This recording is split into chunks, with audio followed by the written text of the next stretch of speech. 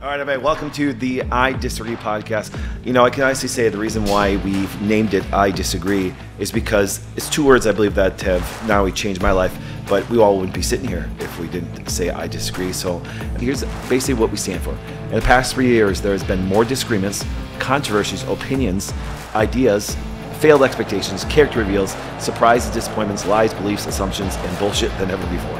Here we go. You guys ready for the first one? It's a shame. It's a shame. It's a shame. It's a shame. The I Disagree podcast, your host for this week is not Travis. It is not going to be Dana. It will be the person in front of you. I am Carter G. Woodson. You guys may know me from the Random Radio podcast show, which you can catch on BitChute, YouTube, if we're still up there at this moment, and anywhere else that you can find shows and stuff with this face. So this I Disagree podcast has a different feel this week, a little bit different. Everyone is the people are still here, but it's only three of us this week. It's only three of us, but I would like for the co-hosts to introduce themselves. Ladies first, you know. So okay. Go ahead. All right. Yeah. My name is Dana. I am 35. I am married with 2 kids. I went to school for accounting. I was a CPA for 10 years. I worked on taxes and decided that was not for me. So I switched over to clinical nutrition, given my passion for natural health, which has also helped to be a catalyst to bring me here to help co-host this podcast. And I also make dating and relationship and support the patriarchy type of content on a social media account called Dana Disagrees on TikTok, YouTube, and Instagram. And I will have manuals coming out very soon. I don't know. We don't have a date yet, but they are in editing. So I'm very excited because I've almost finished them on the 3 M's and the 3 S's. 3 M's, men have their mind, muscle, and money. 3 S's, women have their sexy, supportive, and serene. So look for those coming soon, social media. Awesome. There, that's the camera I should be looking at. Awesome. Whatever, I don't know. Fantastic. I love all of that. I like all of that. You know how I rattle it off the same every I like time. I just know how to do it. The hardest thing is saying my age because I have to switch it. I like all of that. All right, so this person here, this person is this Homo sapien. Please tell them, who are you? What is your name? Since it's a very special podcast, I thought I would just, BG for a second here. Hey, I'm Travis, everybody. You would probably have noticed that if you've watched this before, I had said I was 42 years old. But recently, this weekend, I turned 43. So please feel free to email requesting my address to send me a gift to the idp@thewellnessway.com. That would be great. Thank you. Appreciate that. I'm 43. I wear many hats at the Wellness Way. I'm wearing shades today, not a hat, so don't get confused. I'm wearing my nice Hey Dukes today. They're business in the front, but they're very camo and party in the back, just like a mullet in a way. So we'll circle back to that. But I just wanted to say hi to you all. I'm really excited to be here. My smoking hot wife is at a parent-teacher conference today, so otherwise she'd be here with us, but just supporting from the back end. But anyways, that's me, and I'm happy to be here, and I'm looking forward to the next couple of hours. Fantastic. All right, and I am Lorenzo Tomas, as I said before. I am usually guest host. And I am hosting this week because it is Black History Month. Yeah. My goodness. And of course, this is a subject in which the white people could not talk about without it being labeled as racist, unfortunately. And so this is the unfortunate privilege and unprivilege that people have on the YouTube. So people should pay attention to that. As I understand it, there are many who were supposed to be on the show, who were scheduled to be on the show, and they could not make it or they backed out. Very cowardice of you. Yes. So either way, that's okay, because we hope that you are still watching so that you can gain some enlightenment today and that you can see that even though the title is what it is, you may be shocked at some of the perspective today. So since it is Black History Month, the first thing I need to talk about is my hat. The hat is a symbol of Black history. It is the New York Wrens. The New York Renaissance were an all-Black, all-African-American team in the National Basketball League before the National Basketball League merged with the Basketball Association of America and became what is now known as the NBA. The New York Wrens, all-Black, all owned by Black people, and 100% African-American, played and won the first championship in the National Basketball League. Look it up. There's been many movies and other things written about this particular historical black group, and you can know more about them if you Google that instead of Taylor Swift. So,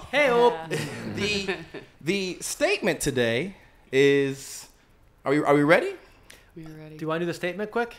Are you gonna read in the last 3 years? Don't well, forget. I apologize. We gotta do that. That's our only consistent piece. Well, that's what I meant. I have to make sure that I read the statement for the actual show. In the past 3 years, there have been more disagreements, controversies, opinions, ideas, failed expectations, character reveals, surprises, disappointments, lies, beliefs, assumptions, and bullshit than ever before. Okay? This show correlates with a different perspective of topics. With a different perspective on topics related to health, men and women's politics, and religion. And that is exactly what the I Disagree podcast is. And shout out to Dr. Flynn, who has made all this happen. We should probably shout out to the guy who made it all happen. That probably wouldn't be right if we didn't. True. All right. So the statement is Black History Month is racist. Well, as you all know, we do a whole I disagree, agree thing. And so now we're going to ask our We get our 2 words. Yeah. Do you agree? I agree. Okay. I 100% agree. Okay. Dana, would you like to go first? I get to go first, yeah. I mean, okay, first of all, just a little bit of background on me, just so everybody kind of knows where I'm coming from. Look, I grew up in a small town of 800 some people, of which 799 were white. Okay, there were like 2 black kids in my my high school, and they were adopted, so there wasn't even like a black family like even close by. Just a little bit of background. So it's not like I grew up in this big diverse area. It's not like I came from a bunch of culture. When I went to school at UW Green Bay.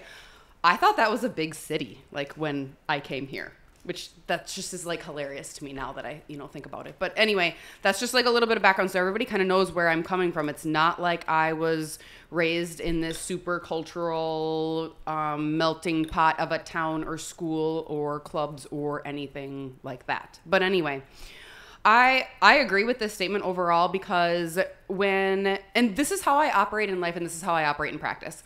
I know that whatever you put your attention on is what expands. Whatever you give attention to, you're going to get more of that. So if we have an entire month dedicated to Black people, but more specifically the history of Black people, and have that as a focus of racism and slavery and all of those kinds of things that have like those negative connotations, all you're going to do is get more of that because you're giving it so much attention. You're giving it a month of attention. Again, I believe in whatever you put your attention on expands. And so if the people who say they want to get rid of racism actually want to, they'll probably like stop talking about it and have months and things devoted to it. Now, I said this last week when we were talking about a kind of similar issue, that I also just think it's racist in general, that why do we have a month devoted to this? And why are Black people allowed to be proud of the color of their skin and, who they are, and white people aren't allowed to be proud of that? And white people have never been allowed to be proud of that. I think that's just kind of crazy in general, because I don't think that any of us should be proud of our skin color, because our skin color doesn't have to do with our character or our merit or our integrity. It wasn't anything that any of us earned. It was just what we were born with, which is why it doesn't really matter. You got to go out there and you have to actually work at things in order to get the character and the respect and the responsibility and the authority and all the other things that I mentioned before. And so I just, this idea that we are celebrating these things that we didn't earn just kind of like baffles me, and I don't agree with that either. And what I also really don't agree with is, so I'm a mom of 2 kids. I have 2 boys who are 6 and 8. And I have to, first of all, they don't really watch a lot of TV. But second of all, even when they're watching TV, I'm watching for several different things in the programming that, like when they have commercials on and stuff like that.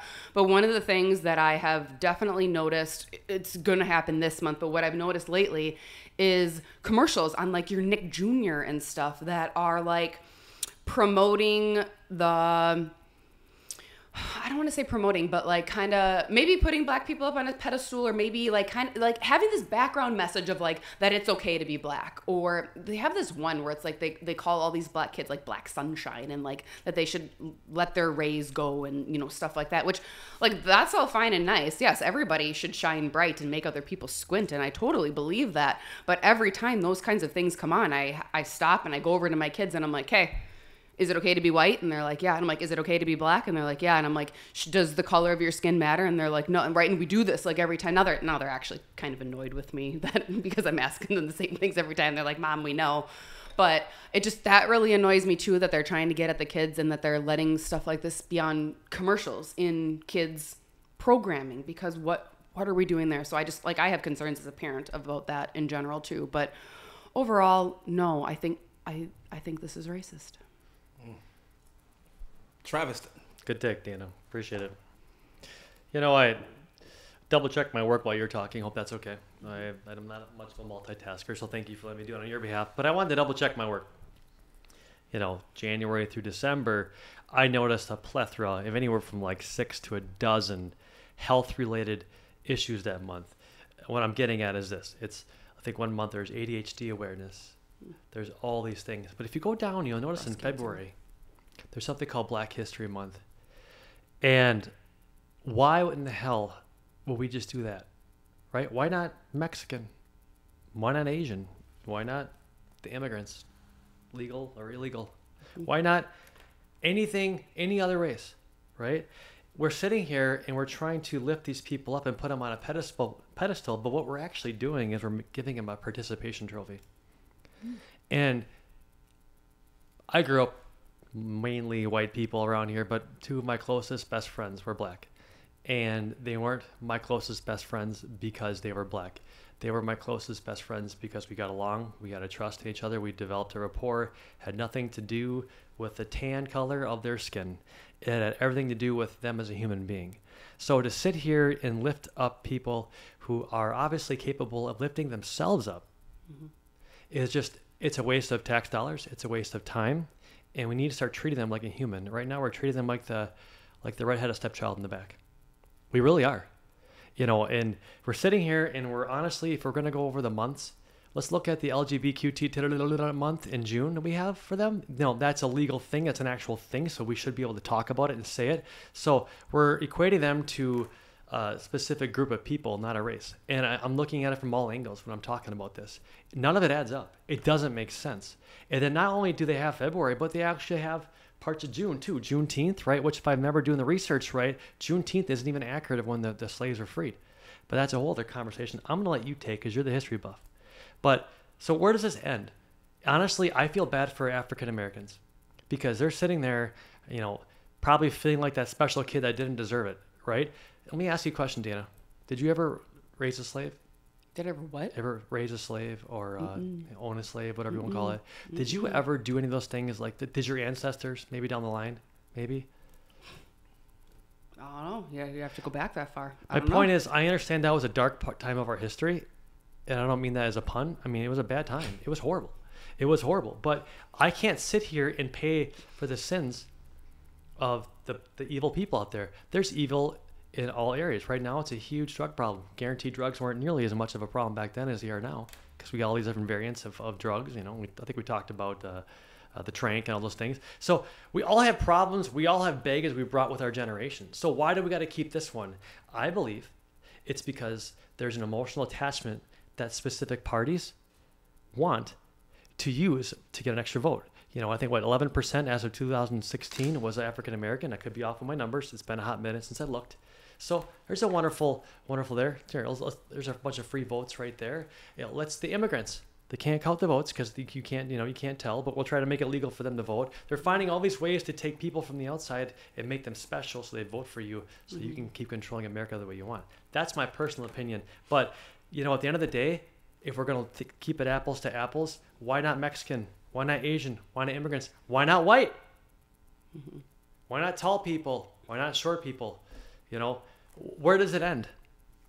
You look at it. Go online and look on your phone right now, and you'll find there's tons and tons of something month. We even have National Cookie Day and Donut Day and Hug Your Best Friend Day and, you know, Scratch Your Butt. I don't know. There's so many things. Where does it end? All I'm telling you is that I never understood the African American thing. I tried to look at the other side of it. I would feel embarrassed if I was an African American, if I took it that deep, if I actually allowed that to work in me. You know, all these days, I feel like, man, some women need some, like, work to do, probably. They need jobs. Like, why do we have all these days? Like, this is insane. Like, a woman made those up.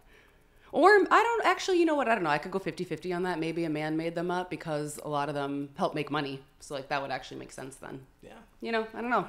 I do like May the 4th. I like May the 4th. Well. May the 4th be with you. Oh, didn't even know that. Never saw Star Wars not Day. a big Star I like Wars October 3rd. You know, Mean Girls Day. Mean Girls Day. On October 3rd, he asked me I like what the day 5th of November, V for Vendetta. You know, that's interesting. October 3rd is actually a day in Black history. It was the day that my parents got married. Oh. So that is actually a day in Black history. So, allow me to rebut the both of you. But first, I will say I definitely agree that African American History Month today is racist. And I know that today wasn't a part of the statement. I'd say it's racist, and then I'll put today at the end. And this is why. I love Black History Month.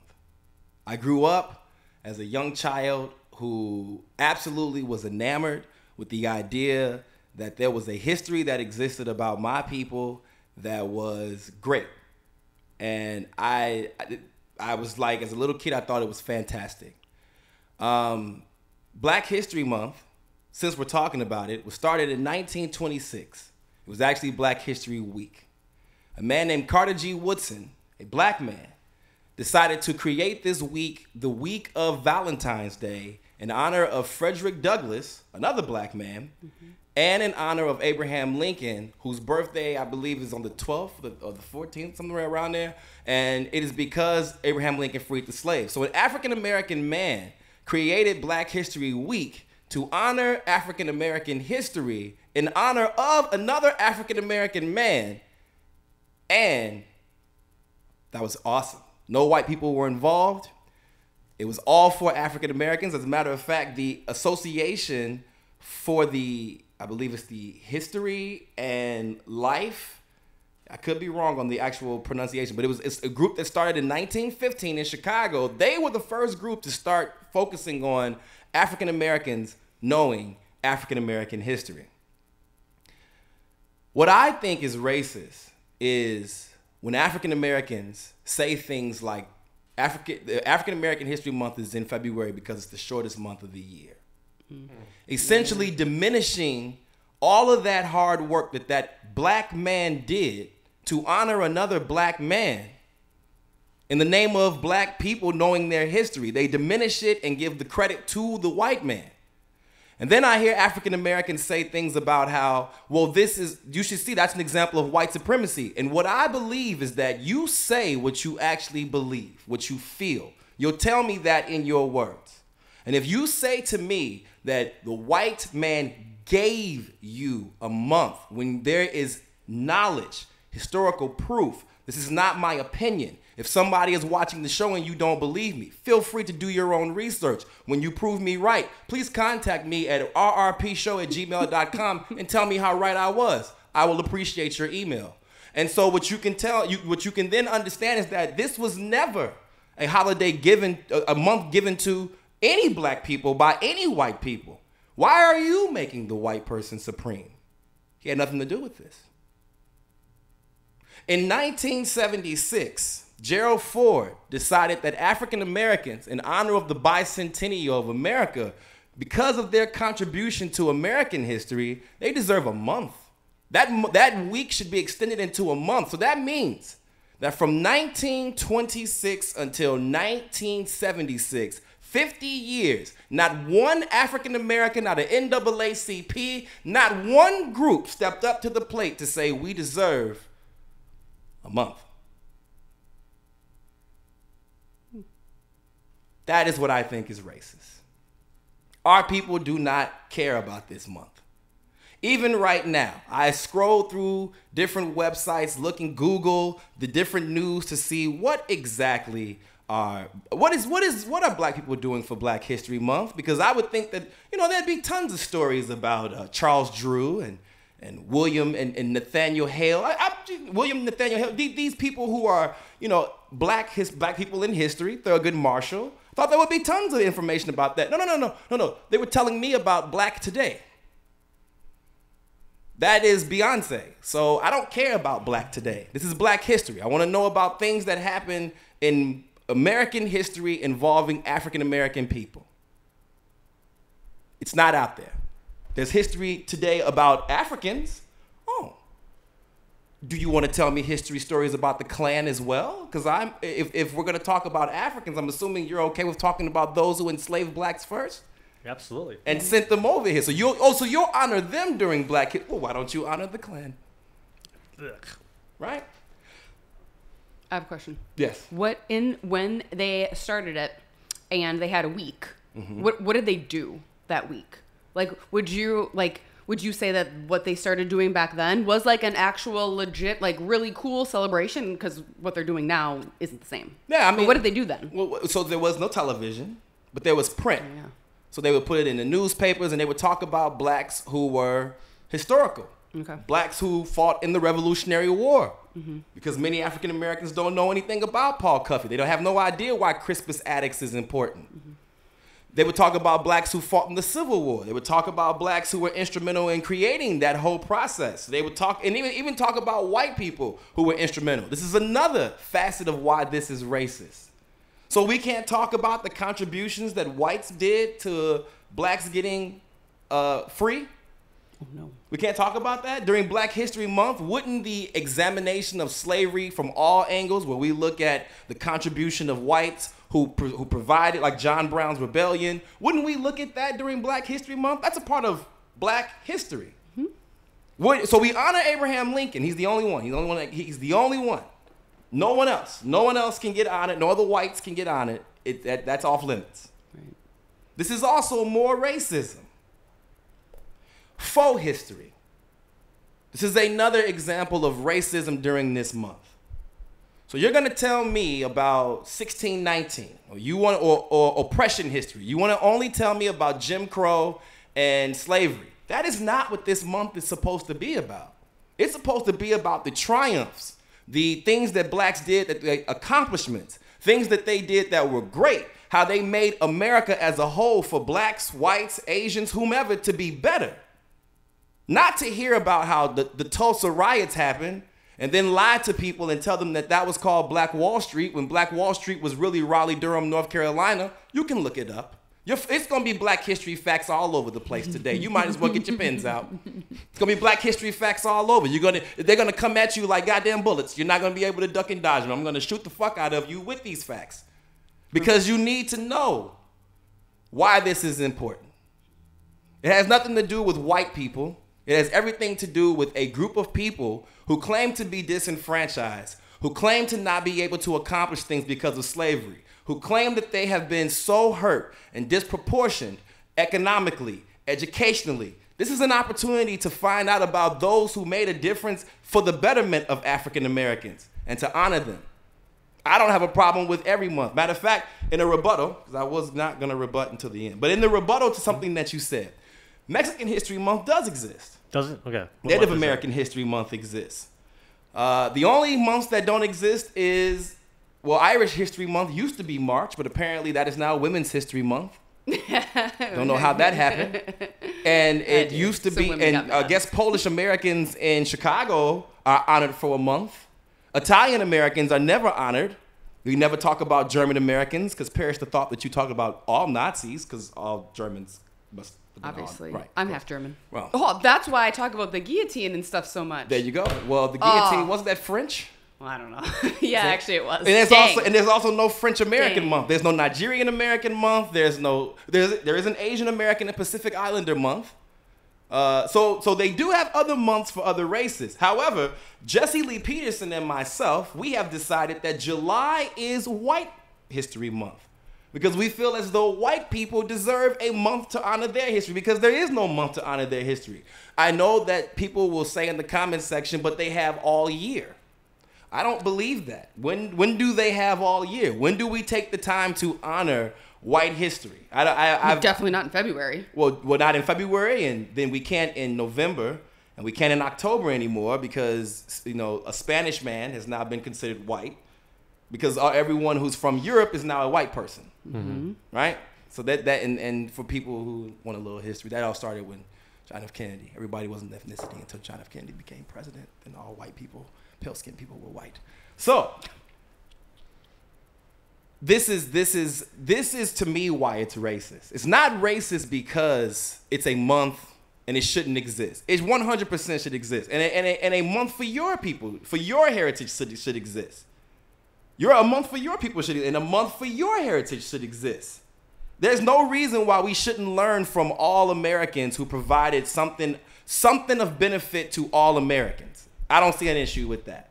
But the one thing that I do not like, and why it is racist, is because my people spend more time diminishing this month. Like Draymond Green, when he asked the question, why do we need to have that month? The white man gave it to us. It's the shortest month of the year. And I said, ooh, look at that slave on the plantation. Whew, man, he don't know what freedom look like, because he ain't never been free. He got all that money, and he's still a slave to the plantation, because in his mind, the white man owns him by owning his month, and perish the thought that he would allow you 48 to 72 more hours to learn anything about your people, depending on the year, because this year we get an extra day, so he's taking away 48 hours. Ooh. And diminishing what Carter G. Woodson created. True black history, diminishing it, and there are other groups who honor him. Where is the NAACP correcting him? Where is Jesse Jackson correcting him? Where is Al Sharpton correcting him? Where is the so-called people who created the CRT information? They know so fucking much. Where are they correcting him? Why aren't any of these African Americans of prominence or who know exactly what is going on, Cornel West, these so-called historians, why aren't you correcting him and saying, no, brother, that is a month created by a black man, in honor of a black man, for black people to know their history, because you're a racist. Clunk. Mic drop. Bingo. I just honestly, if everybody can't have a month, then you can look at it. Why do you have to isolate to that month, whether you are, and I'm sorry if I missed some of the ethnic months, whatever, I don't know all the months. I looked it up and all I got was a bunch of health things going on for each month. I'm serious. Do you want to, may I just entertain you guys? We have only a few guests or a few people down here, so I got time. Here, let's read for shits and gigs here. Okay. March, multiple sclerosis. Thank you. It's Women's History Month in March. National Bleeding Disorders, National Kidney Month, National Traumatic. That's every month for women. Brain, World Kidney, Purple Day for excellence. Yeah, for only a certain time frame. National Doctors Day, Irritable Bowel Syndrome in April. We got, that's a good one. A National Autism Awareness Month, National Child Abuse Prevention Month. It's so diluted. You guys, look at this list. It's long. And that's just April. I'm looking at May. Oh my goodness, that's a mile long. Well, stop. Yeah. Where does it end? Well, I honestly think that by doing Black History Month, right, it was taken over by those who think Marxist. And so then with that said, everybody, every group, every little small group deserves a month. Because this was a week.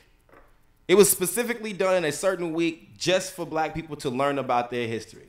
And I remember as a kid, I would go to the DeSable Museum, which is an African-American museum in Chicago. I'd go. My mother would take me. We learned different black facts. I love Black History Month because it was an opportunity for me to learn and find out things about African-American heritage. And I grew up in a very pro-black home where everybody was we were all pro-black. To this day, I love history, but I especially love anything that has anything to do with black history.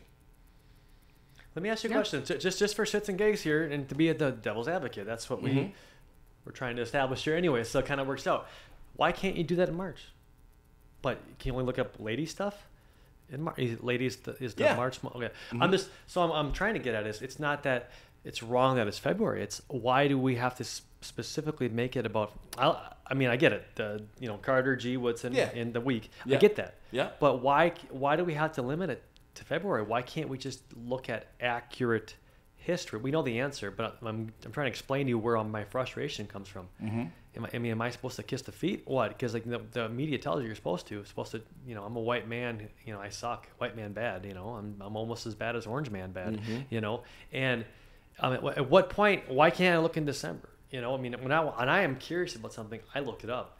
So my question to you is, do you think it'd be better if we got rid of all these awareness months and just got back to what like you do? Look at the history, look at the facts, start digging on your own and teaching people how to do that on their own, so you don't need an awareness month to teach you that you should be doing this. I'm okay with getting rid of the month and taking it back to the week.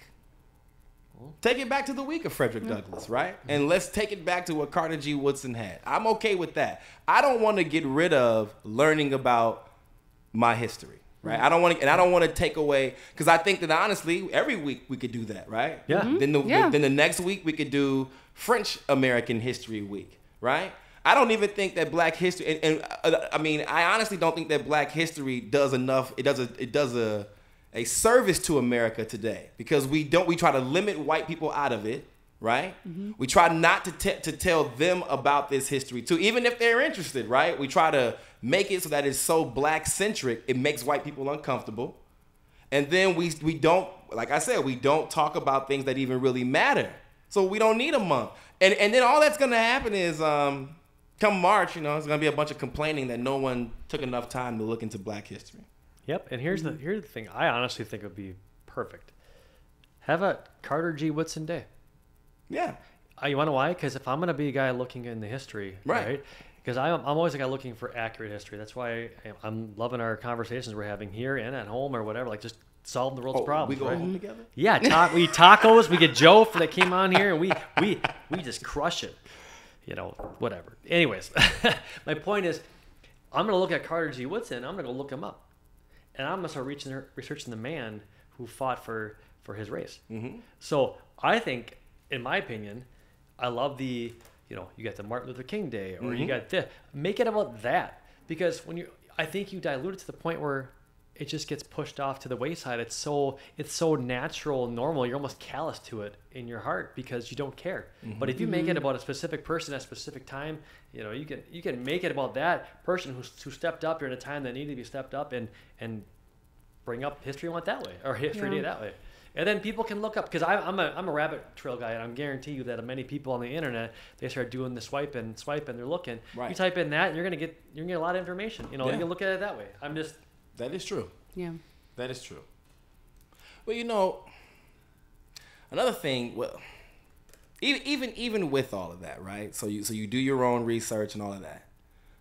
It still is, and I go back to this because I think about what this week and what this month is for. All of that you just said, right?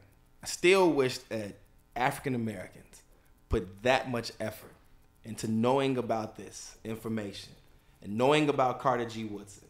I am shocked when I hear some of the statements about this month, when I hear some of the things that are said about about history of African Americans or Black people or whatever we're calling ourselves today, people of color. I don't know how we went back to that. But I am shocked by these things, and I am often thinking to myself, I don't understand how a celebration became oppression. How today this is a symbol of white supremacy. This is a symbol of oppression. This information is very accessible. And that to me is where I get lost. I can tell you this right now.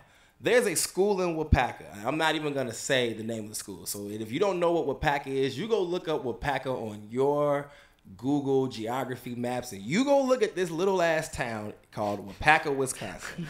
In Wapaka, there is a school full of Caucasian children with learning disabilities and I'm not going to say the school's name. I don't know if I can. I don't want to do that. But every year they do a Black wax museum where they dress up as their favorite person who they've researched during Black History Month, and they act as them and they tell you about them. And these are all white kids. And then I could ask, a handful of Black schools may do the same thing or celebrate in some way. But the kids are not supposed to pick people who like, not Beyonce, not Jay-Z, not, Ice Spice, who I don't know what she is. She may be Mongoloid. I don't know what she is. But it's always black historians. I never hear about that in the African American community. I'm sure it happens in various places, but I never hear about that. But man, that media will definitely promote that June. I mean, even shit, before June, into May, we are already getting told, get your flags out, get them out, boo, and get ready. You got to start because we're going to need to celebrate the entire month for gay pride, right? When I remember when I was a kid, McDonald's used to do a Black History Month celebration thing. Every month they did it. I don't know what happened. I guess the Black History Month Commission and McDonald's must have had a falling out, and they was like, we're not gonna honor you motherfuckers no more. But Pride Month, man, it is constant, like promotion, everything. I honestly feel that is on us. We don't promote. The Pride community will put money into. I give it to them. They put money into promoting their events, their parades, everything. They put money into that. We do not. Do you really feel that all these people are putting the money into it, or you think they're getting some rich money? Yeah, I mean, don't know. You do have all your corporations changing all their logos every month, so how many of them are funding it? I'm just I don't curious. know. Well, yeah, Yeah, I don't know. It's probably more of the corporations, yes, right? But where's the black organizations that supposedly fight for black people? NAACPs, SELCs, SNCCs. And I don't know, Jesus Christ, how many acronymic groups that we need to have. But where are they saying for Black History Month, could we please get the same honor that you give those who have chosen or who feel their sexuality? Same thing with the Mexicans too. I feel the same way. Maybe they are fighting for it, and maybe the corporations, HRC Human Rights Campaign is telling people what they need to do and not where the money needs to go based on your ESG score. I don't know. But I do find that to be very unfortunate that my group, my people, we do not honor Carter G. Woodson's legacy enough. I agree. I think that's important. I would agree with that. I honestly, especially June, not so much February. I don't get that vibe, so to speak. In February. But June. Yeah, it's like Juneteenth. They make a huge deal. Like even the media does. I lost one of my African American friends. I lost him. I called his mom. Okay, he's a childhood friend. This is a couple years ago now. And I called him like, hey, did he change his number, text, whatever? And she's like, I talked to her for like 3 hours. But she's like, no, same number, same everything. Tried emailing him, nothing. And when you got the iPhone and you text someone, it goes green, they turned off they blocked you, whatever. He blocked me right after George Floyd. So, and I'm telling you, does he have a weak spot? But he probably got indoctrinated over the decades of growing up but I'm telling you that these race and whatever you want to call it, these race involving issues that are going on out there are separating us, and that's what they want. Because here's the thing, we would have nothing to talk about today. We would have nothing to talk about today, right? We would just talk about tacos. We're going to eat like all the good things, the fun things, or talk about something else. But here now we're forced to talk about it, hoping that we're going to strike a nerve. And odds are you're not going to get struck, but all these people out there their nerves are getting struck because they're emotionally involved because they've been indoctrinated to believe that, white man bad, black man good, or vice versa. And it caused this division. Right. You know what? Here's what I propose. You put everything back in the history books. It's no different than the Bible. Read it. Read as much or as little as you want, but you're accountable for your own life. What do you want to know?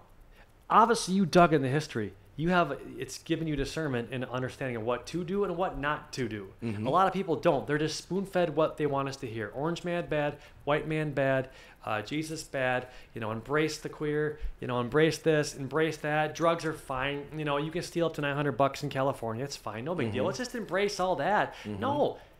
It's all gone wrong and backwards. And I get it. That's a little far stretch from Black History Month, but my point is it domino effects into everything we do.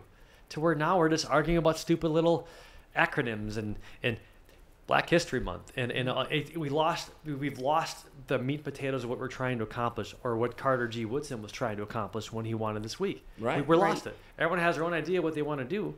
You know, all you have to do is live long enough, and a good man who had a good idea, all it takes is someone else to take the wheel and screw it all up to hell. Yeah. You know, you don't believe me? I mean, you look at the 80s with the vaccine, the 1986, I believe it was, you know, and yeah, the government rid of themselves of being responsible for any vaccine damage, right? Well, okay, all right, first off, I don't agree with vaccines, but my point is, okay, now the next bad person comes in and they're going to take full advantage of it. Mm-hmm. And I think that's what's happening with all these months, and they're just making a victim out of you, or trying to. You're not going to fall for it. You're too smart. But my point is, a lot of people are, so therefore they're indoctrinated. White man bad, orange man bad, you know, black man good, stick with my own kind.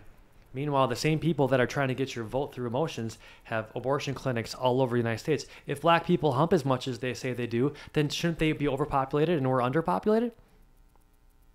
So really, here's your month. Do you feel better? Meanwhile, we're going to keep killing you. We're going to keep killing you.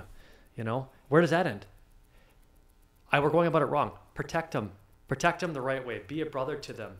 Respect them. If they give you respect them right back. It's that simple. It's about human race. I respect you because of your work ethic, your passion, and your ability to get shit done. Your history, your humor, your consistency, those are things that I find good in people. Nothing to do with your color. I had one joke I play with my friends. Tyree, before every game, he'd come up to me and go, here's some chocolates, you can jump higher. Like, that's about that was the extent of our racial interactions. We didn't talk shit to each other. We talk shit. I mean, but not racial shit. You know, we talk trash on the court or on the football field, and or if we're throwing punches, whatever. I mean, that's just what we did. Mm-hmm. But anyways, I'm going on a rant, and I don't care because there's nobody else to talk to. What do you think they're...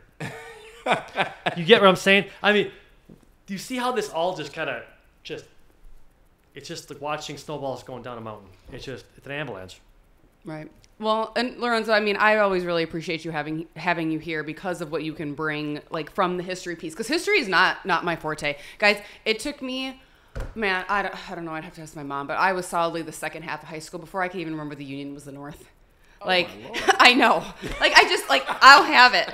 Like, you know how, like, you just have some blocks of, like, things you just, like, can't remember. And, like history is one of mine. It's not my forte. It's not the thing that I can, like, really speak articulately to. But that's why I love that you're here and that you're willing to talk about these things, because I agree that I think that people should learn the correct history and learn where they come from. My whole soliloquy just had to do with, like, I feel like so much has been turned into celebrating, well, I'm black and I'm proud of that, or I'm whatever it is and I'm proud of that. And I'm kind of like, okay, but you didn't earn any of that, and it shouldn't really be part of, like, your identity necessarily, because, like I said, that's not the stuff that really builds character. And you touched on, like, the oppression thing, and I'm like, this isn't obviously a reflection of everyone, but victim mentality is something that I talk a lot about. And I'm like, man, like, people will do anything to stay in victim mentality because it's nice and cushy, and they're often just taken care of and told that everything's okay and that they're right, and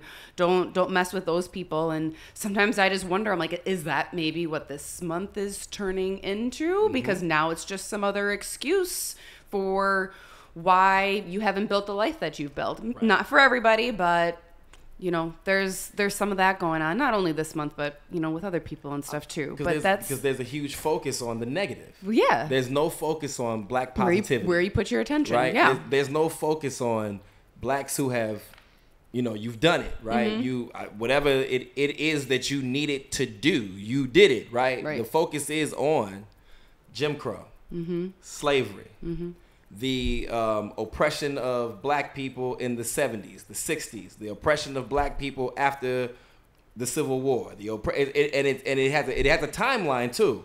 You never hear about African Americans prior to the Civil War. Right. Like, it's like they didn't exist. They was just slaves. None of them did anything. There was no David Riggles. There was no Paul Cuffey. There was no Daniel Payne. There was no Wilberforce University. None of these people ever existed. That's like 4 things you can go look up. Bing, bing, bing, bing, bing. Shot you with facts. So it's like so none of that existed. So don't worry about any of that information. Just focus on abolition started, and that was it. But abolition led, which, by the way,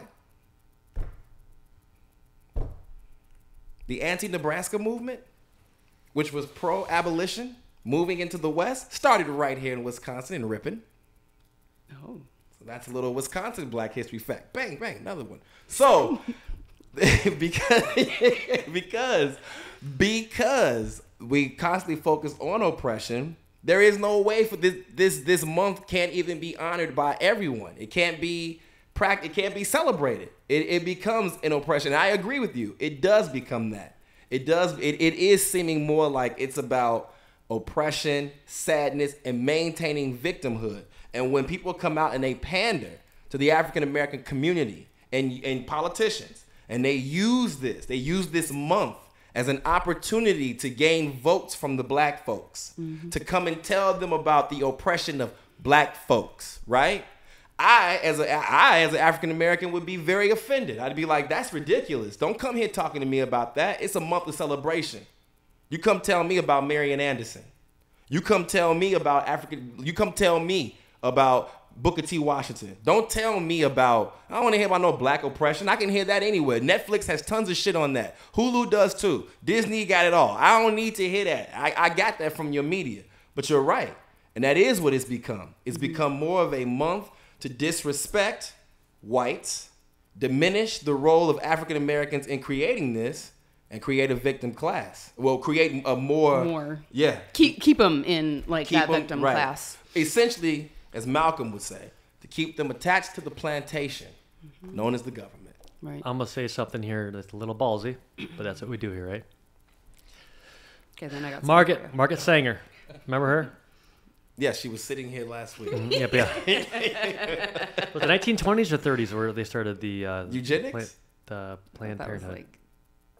Margaret Sanger was one of the founders of. It's 1930 because she also the Klan and everything, right? Okay. She's part of the second iteration of the Klan. So I did some. It's been a minute, but I did a little research on Sanger, and I came to the conclusion, my own conclusion. You can fact check me, and I'm talking about this now. It's a wonderful topic, actually.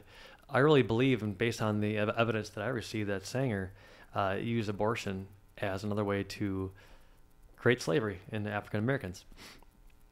It's my own personal opinion. How? How did she do that? Starting Planned Parenthood, being part of the Planned Parenthood. So Planned Parenthood is a version of slavery? Yep. How? Who's working? Are the blacks working for Planned Parenthood for free? Well, so the people in the beginning, when I did the research that I did, again, so it's been a minute. Okay. So I'm going to use my words to the best of my ability and not try to be like the previous guy that was trying to filibuster. But he was a nice guy. Hey. Anyways, I hope he comes back on. But anyways, I look at that. I'm going. A lot of them were encouraged and told to go there to get these babies removed. And I'm telling you right now, you come from a slavery kind of mentality, and you're one of the first or second, probably second generation at that point. I'm not doing the decades right, the math, but you probably still have a lot of ties at that point. So I can see how things are a little different back then. But my concern was a lot of the African American women were going there because they were encouraged to go there to get abortions. And that, to me, it's another way of controlling them. It's a different form, but it's trying to do, it's kind of like sticking it to them. I always took it like that. That's the word I'm looking for. It's like they're sticking it to them from behind. It's like a handshake with a knife in the back. And I'm going, I get it. The woman can have her right to say yes or no, but I don't know if they even had the right once they got convinced to even do it or not. I have to do more research on it, but when I was doing it, that was my conclusion. Well, I mean, from what I know about Margaret Sanger, a lot of her thing, eugenics, she just wanted to take out the races of people who were basically subpar. Yes, subpar. And that wasn't blacks just. It was also Italians, who were often considered worse than Negroes. Definitely the Irish, who no one really liked. Definitely Jews. Definitely the Polish, Lithuanians, of course. You got to go too. So they were very big on getting rid of white populations who seemed empowered, and those who were poor. Like, if you're a poor white, please we could do less with you. Like we could do much better with getting you out of here. But with the blacks, I don't necessarily think that is the slavery that took place after. I think that it could be a portion of the subjugation that was done onto African Americans once they left off of the physical plantation and went to the mental plantation, known as, how would I say this? I don't want to say governmental slavery, but governmental slavery is what I will say. Because essentially that is what became all of us. The model that existed in the South was no longer made sense, right? So let's just have it everywhere. As Dana and I had a conversation earlier, I said one of the best forms of socialism was the transatlantic slave trade to America. And let's be clear, only 4% of African slaves came to the United States. The majority of them went to Brazil and South America, which is part of the reason why you have so many dark-skinned people in the Caribbean and Barbados and Jamaica, is because that's where the majority of the slaves went. 4% came here. And the 4% that came here, most of them repopulated here. So if you have 1 million slaves by the time you get to 1830, though most of those slaves probably repopulated, and you are like 4th or 6th generation slave who's living on your plantation. But a lot of, and you're probably 4th or 6th generation white, right? So you ain't been doing, it's not like it's just been you doing this. It's been your granddaddy, your great granddaddy, all of this. But what I think happened is after slavery ended, and I want to go back to the socialism, that is where they continued this process that they were doing in slavery, which was slavery was, I'm going to take care of you. I'm going to house you. I'm even going to provide you as a man with bitches. I'm going to get there. Look, it's women all over the place. Pick which one you want. Some that you didn't have a choice, right? There were some plantations you didn't have a choice. You don't get to pick yours. I pick for you. Granted, I understand. You just get to go watch the parade once a year. Yeah, there you go. You get to go watch the parade. But but the key thing was it was socialism. It was the best version of socialism because you can just keep repopulating your people. As long as you can take care of them, you can maintain them, you can keep popping them out. I believe that the government at the time, because the Republicans would be considered the leftists today. The Republicans of then, that was a very radical idea that we're going to take you into a war to end the economy of half the nation. That's a very radical idea. And it's an idea that many people were not on board with, and they did it anyway. We don't care. So when you think about this socialism that exists, why wouldn't the government say, we're bringing in immigrants. We've already got these people. If we can have them move up to the north or disperse them throughout the United States, we can gain more territories. We already have this area in California that we need to start regulating. And I'm just looking in context of the time of this is happening. So 1860. We need to regulate that.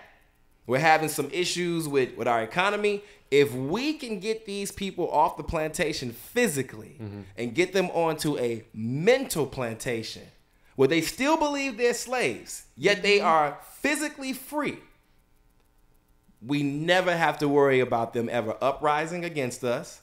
Even their little small riots will be created. We will control them. Does no one ever find it interesting that when you have the 1968 killing of King, there was a riot. You had a 1963 riot in Detroit. You had a 1991 riot with Rodney King. LA, yeah. You had riots in between there, 78 Watts riot, right? You had all these different riots. No one finds it interesting that these things always are against the system, but they happen in the poor community, the very community where the people live. They destroy their shit, and then they say, well, but white man bad. And no one thinks that these are orchestrated. These are constructed. These are controlled demolitions of your community so that you can continue to remain a mental slave on the governmental plantation that you never get off of. And you think you're alone. You don't even realize the very people that you are against, they're here with you too. They don't look like you, but they asses is here. You believe that they have more. You believe that. You believe that they have more than you. You don't even see that there are people who are like you who really do have more than you, right?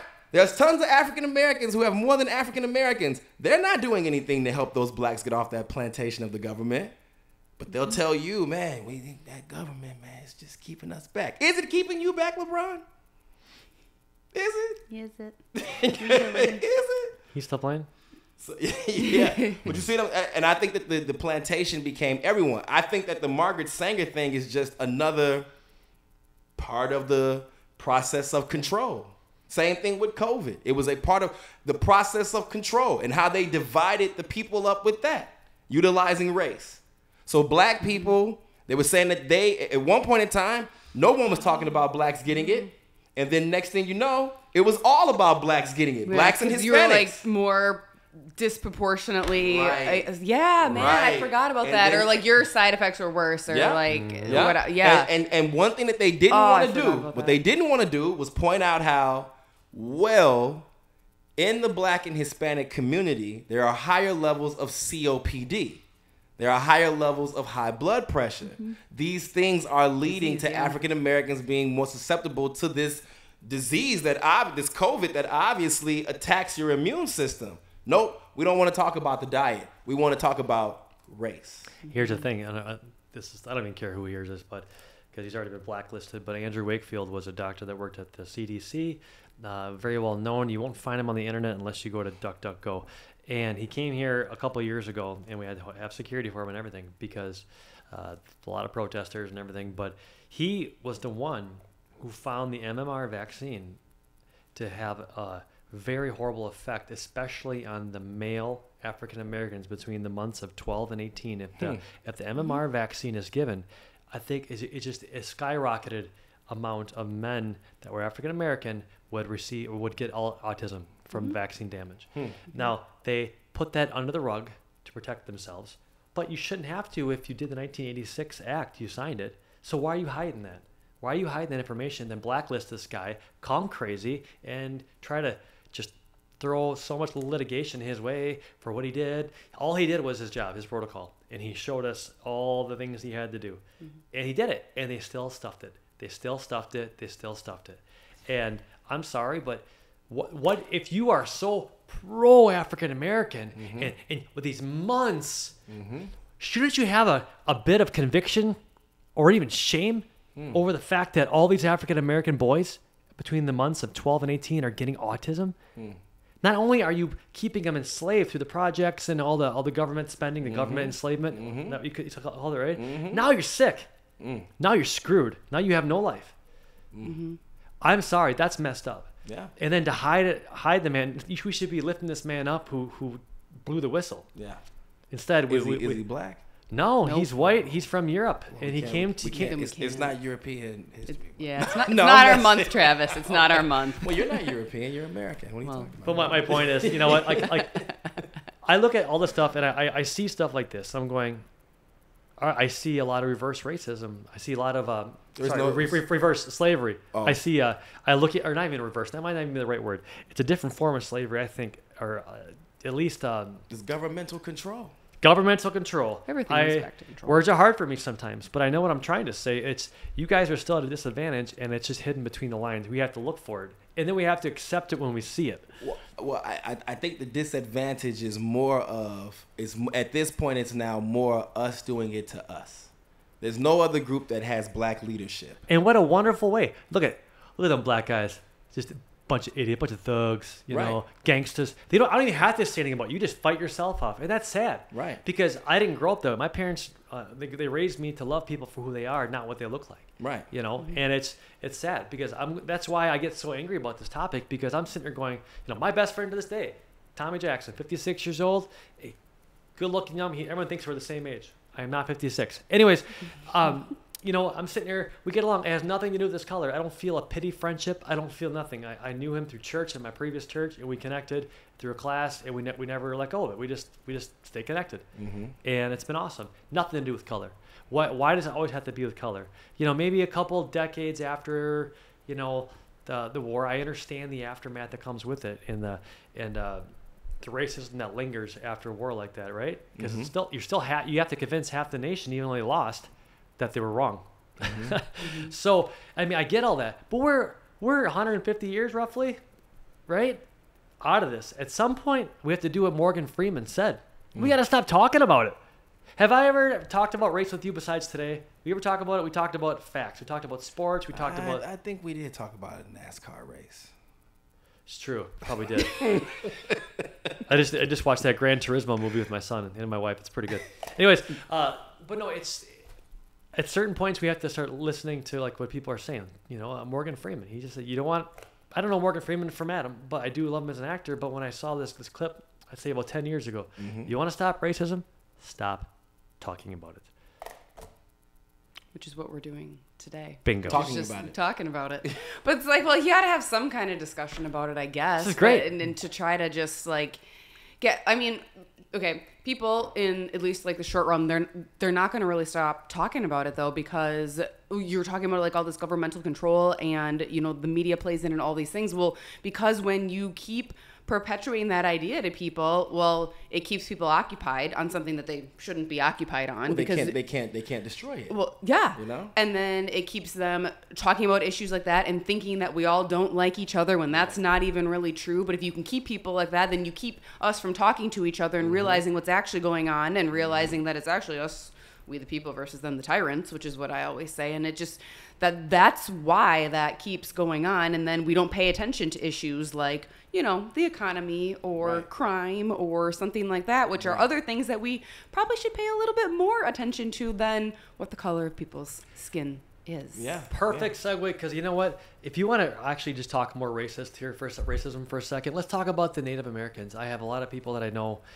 from my church community that will go speak to the natives to help heal the situation with the whites from hundreds of years ago. There's still bitterness going on in tribes. So if we're sitting here waiting out, thinking that our lifetime we're going to find a healing in the racism because they're changing color, I got news for you. This has been going on for thousands of years. Just accept someone for who they are. You know what I mean? Like, hey, I don't care if I'm jealous. You can jump higher more often than not. The numbers say you can jump higher than me, Wait, right? This is legitimate. Do you need to wear sunscreen?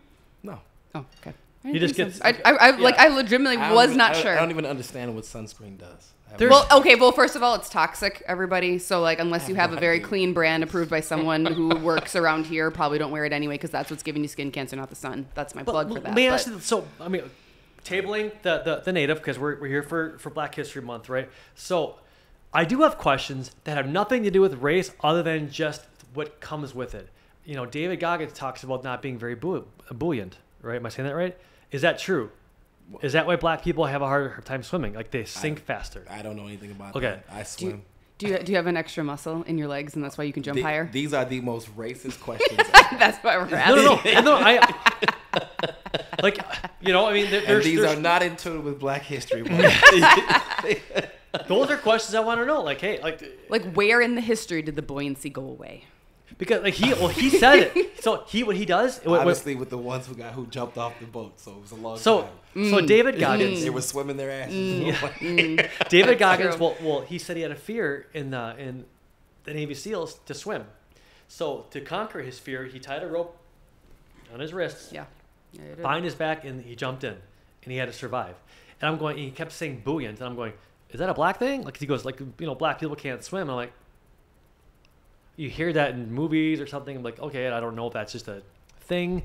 I don't know. Well, so what I would say to that is if that was something that you were wondering, I would look up, because we have Google. I would just look up black swimmers. I don't trust Google. Well, I'm sure you'll trust a black swimmer swimming, right? You see a black person swimming, you'll trust them. Just like will he be the exception then? I don't think he would be the. So what I honestly think is that when it comes to sports and things like sciences, I think that because of the need for blacks to maintain on the governmental plantation, they're not told about those opportunities. And Black history fact, when Dr. James Naismith created basketball, which is a Canadian sport, it has nothing to do with America. When he created basketball, when he gave it to universities, when the sport was given to universities, I guess he didn't do it, I don't know, some collegiate group. When they decided that this would be something that they would have at universities, a lot of the schools didn't have anyone interested in it, white or black. There was a African American, and many blacks were not interested in it because they were more interested in the popular sports of baseball and football. Okay. Many blacks decided to start playing this sport because of a man named Edwin Bancroft Henderson. Edwin Bancroft Henderson started teaching African Americans to play the sport at local YMCAs, and then a lot of the African Americans ended up getting scholarships because they ended up being better at this sport than many of the whites. But if you remember, in the beginning of this sport, it's not a lot of white Anglo-Saxon Protestants playing this. It's kind of like the sport of the bottom whites. So it's the sport of the Italian, the Jew, the Ashkenazi Jew especially, the Irishman.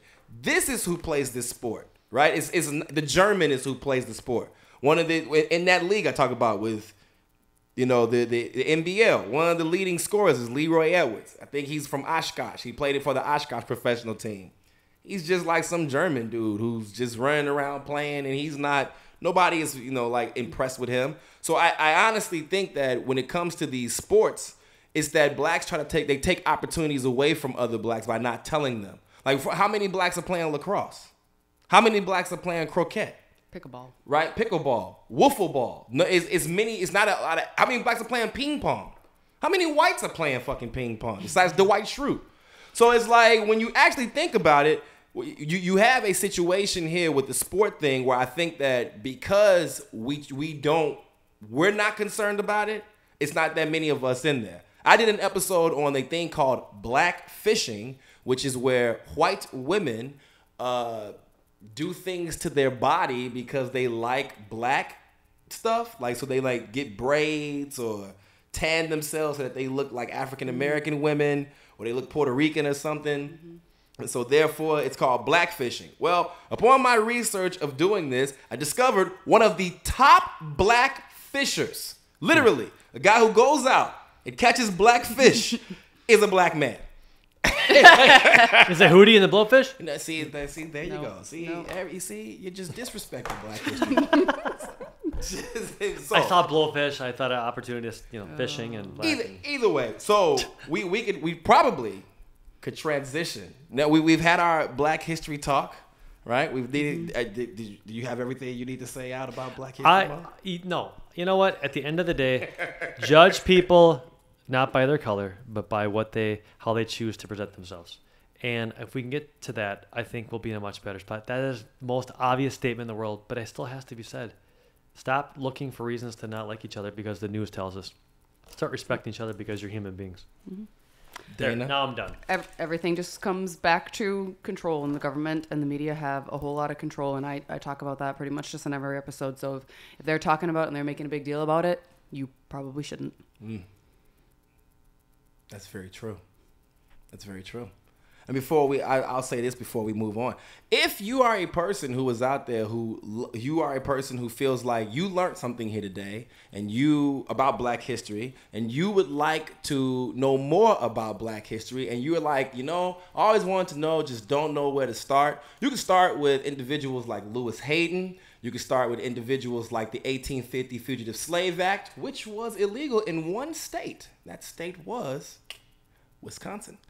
And you can learn about other different African Americans, Frederick Douglass, Harriet Tubman, if you need to start off somewhere that's a little bit more elementary for your search. And then you can move into Sojourner Truth, and you can move into other different people. Even if you're a person who says, I only want to know about the entertainers, you may look up Bob Cole and Marian Anderson, and you may learn about minstrel shows that blacks actually put on throughout the South, so that you can stop believing that those were done to disrespect the Negro and not done by Negroes, which made us get vaudeville and then eventually get jazz. Tell them about the book to read. What book? The Rednecks. Oh, Thomas Sowell, who is a great. So here's another African American man. Thomas who? Thomas Sowell. Thomas Sowell is a great man. If you guys are interested in reading a book about history that is very, very good, will blow your mind with some of the information that you will find out. Thomas Sowell's Black Rednecks, White Liberals. Thomas Sowell is 94 years old. He is an economist. He is black today. He is the only black today I will allow. He is the only black today. He's 94. He's an economist. He's from New York. He is a genius. Google him. Go YouTube him. I love Thomas Sowell. He is definitely Black history, and I love him. So. We have to end on this. One of my favorite heroes of all time. Okay, Carl Weathers. Oh yeah, he passed away. African American, and you don't get Rocky without Apollo. That's and cool. I don't care if it was a fictional character. It was awesome. I love, there's a line, and Doc loves it too. I know that I'm speaking for him too when I say this, but there's a line where he looks at Rocky and he says, "There is no tomorrow." And he's trying to get, you know what I'm talking about. He's Rocky 3. He's trying to get him. He's trying to get him to stop being scared and start getting to work and get the lead out of the feet, right? Put some soul in there. And there is no tomorrow. So whenever I'm in the gym and I'm sitting there thinking, I'll just do tomorrow. Nope, there is no tomorrow. That's something that I've always done. So anyways, a fictional character can still inspire someone to apply something good to their lives. And Carl Weathers did that. He tried his best with Predator. He unfortunately lost his arm and died before the movie was done. And he also tried again. What? And you never see him in Predator? No. Anyway, so dude, And the he- greatest moving on. handshake of all time is him and Arnold, and they go like this. Give me your hand, please. Appease me. And go, and both their biceps are flexing. Hang on, we should get a picture of that. He goes, flex. and he goes, Dylan, you son of a bitch! And they do this arm wrestling handshake, and their biceps are bulging. I mean, come on. All right, Come so Well, anyway. we can move on to a topic that is less racial, and we can ask. So I'll give another statement, and you agree or disagree. Okay. Yes, sir. Women should not drive. Oh, I love this. I disagree. Oh no. I'm afraid to disagree, but I will disagree.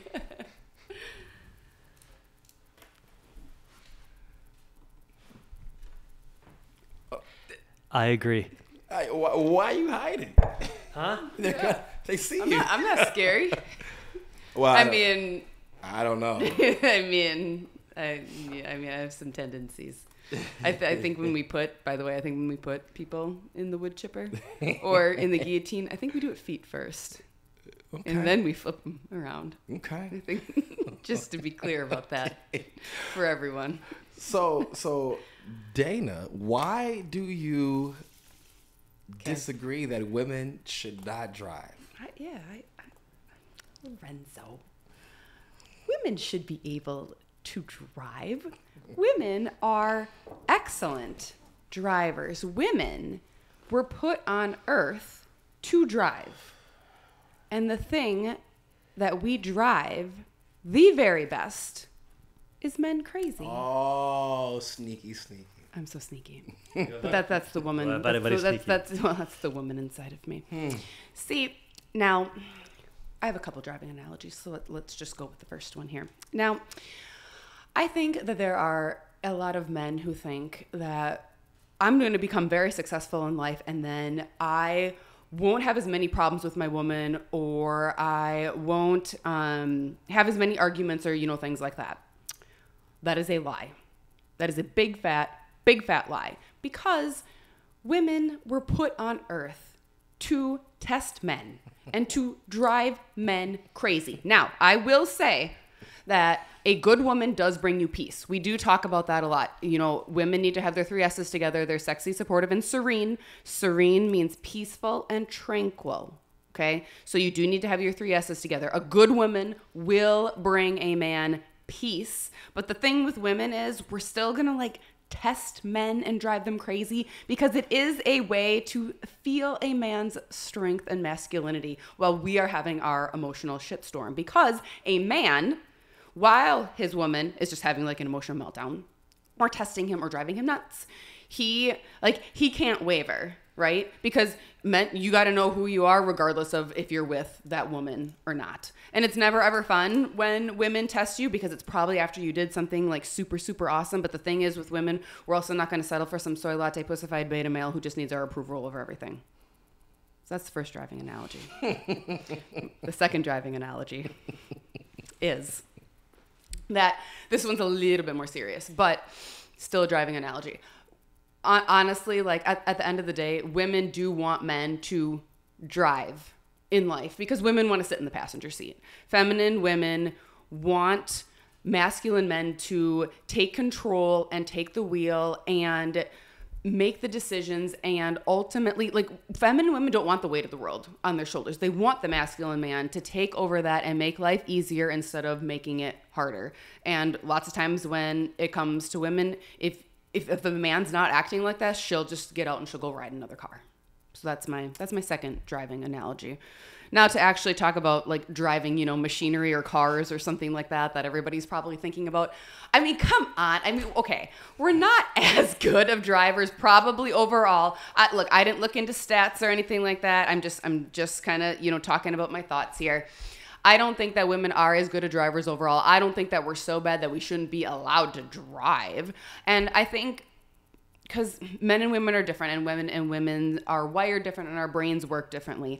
And I think some of it might come down to like, all right, you got to have some assertiveness when you drive. Men are probably more likely to have that kind of characteristic. But one thing I think that is worth noting is that men are just better at focus in general. So when men do something, they actually focus on it until the task is done. So they are, I'm guessing, better at focusing when they're actually on the road. They can probably spot the deer a whole lot faster. They can look far ahead and see the crash that's up ahead, so they know how to turn, right? Your whole thing with Doc that you guys did in Florida, he saw something happening way ahead of time, so he turned around. I think men are better. I don't know what you're talking about. Okay. I think men are better at focusing. And I mean, women, think about when women are driving. I mean, come on. Like, what are we all doing? We're all talking on the phone to our friend, plus we're driving, and the dog's yipping in the seat next to us, and our kids are probably in the back, and we're putting on lip gloss while we're drinking our coffee. We're doing all that while we're driving. And that's women, and that's women. That's not just driving. That's like everyday life, right? Men focus, and women have, it's not that we can't focus, but we just do a lot, right? The masculine goes, the feminine flows. That's how that goes. So I think that's what contributes to the difference in quality of driving, but I don't think it's so severe that we shouldn't be allowed to drive. So I don't, thank you for sharing, Dana. So it's not that they're not capable. It's they choose not to be. And that's why I said I agree. I was driving from Chicago yesterday, and knowing, in lieu of this statement coming up, I counted 16 females that were. Let me just. They were doing this.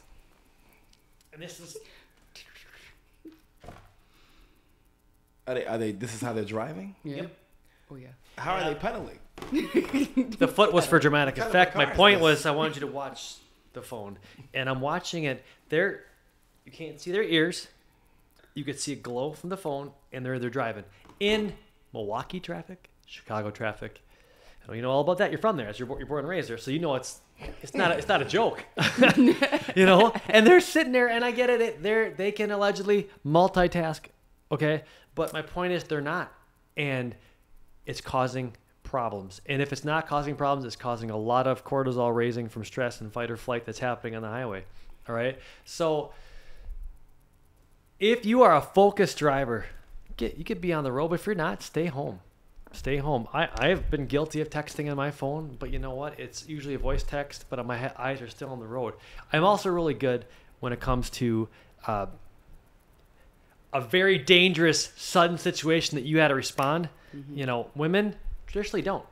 It's a man. I'm sorry. A man goes into his inner Vin Diesel and gets stuff done in that moment. There's been many times where I should have been in the ditch, and I guarantee a woman would have. Most men, but I work at it. I work at driving, and I don't think a lot of people have that skill set. I think they just get their license because it's the pretty thing to do, and they just drive and make it their world. It's my world. I'm free. I'll do what I want. Meanwhile, you're hurting somebody else.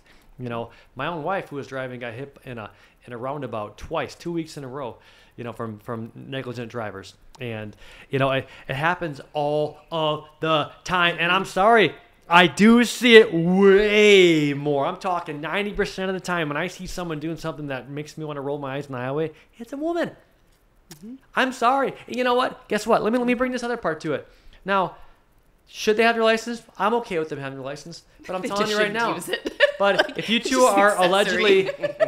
But if you two are allegedly married here in this example, Around your neck. and you two are married in this together, selfie, get a new license photo every day with a filter on it.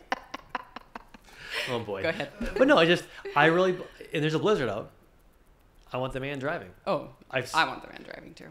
I just do. And guys, everything I'm telling you, I love people. You guys both know that about me. I Yeah. love people. So I'm just going. Yes, you do. I'm just going based on all my experience in the 43 years I've been on this earth. I'm not saying it's the.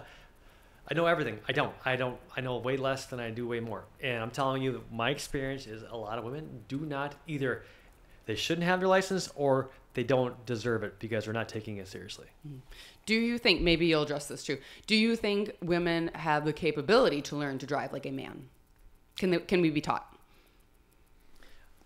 Or maybe what percent? I would say 1 week a year. Or a month, I mean. One week a month they can do it. All right. One week a month? Carter G. Woodson probably should have made that week. Women all over, Drive man. Good Week. Brought to you apart by Carter G. Woodson and black people everywhere. Outstanding.